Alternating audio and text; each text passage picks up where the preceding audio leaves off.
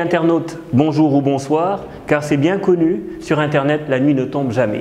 Bienvenue sur la web série Start Now, la série qui vous met le pied à l'étrier et qui vous permet de démarrer votre vie entrepreneuriale.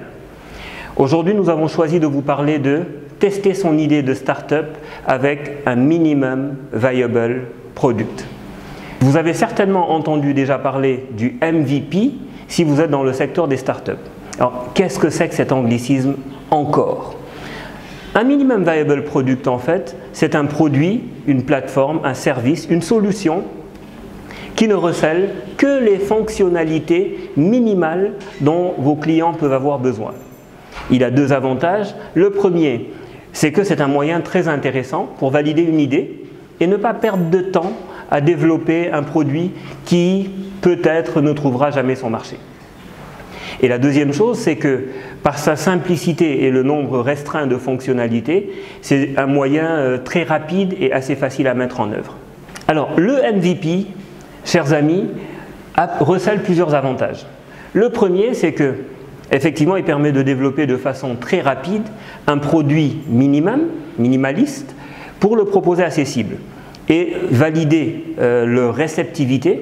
Si elles se montrent réceptives et qu'elles sont prêtes à payer pour l'utiliser, il ne vous reste plus qu'à vous baser sur ce MVP pour améliorer votre offre et construire un produit de plus en plus élaboré. A contrario, si le MVP ne correspond pas aux attentes de votre marché ou de vos cibles, vous avez encore du temps et de l'argent puisque ça ne coûte pas cher et que les fonctionnalités sont minimalistes. Dans ce cas, la démarche sera la même. Vous pourrez reproposer un MVP, modifier et adapter ce MVP jusqu'à coller progressivement au mieux des attentes et des besoins de vos clients. Quelques astuces pour trouver un MVP. La première, c'est que tester son idée avant de lancer la construction du produit, interviewer vos cibles et construire une minimum viable team. Tester son idée avant de lancer la construction du produit revient en définitive à valider une idée avant même de commencer à construire le MVP.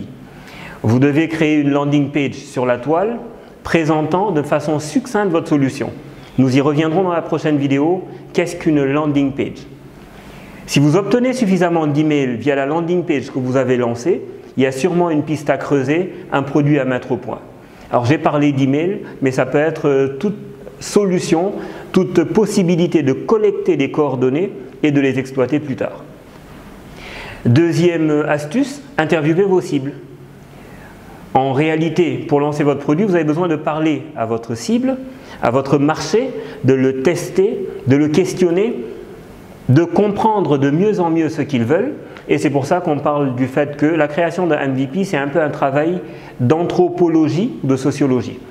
Pourquoi? Parce qu'il s'agit de bien comprendre les ressorts, les leviers qui font agir votre cible. Alors pour augmenter les chances que votre premier produit soit votre MVP, il faut comprendre et analyser les habitudes de votre cible. Et pour cela, une seule solution, réaliser des interviews de consommateurs ciblés. Enfin, pour lancer votre MVP, vous avez besoin aussi de construire ce qu'on appelle une minimum viable team. Une équipe donc réduite, à sa plus simple expression, capable de prendre en charge les tâches les plus importantes de votre projet.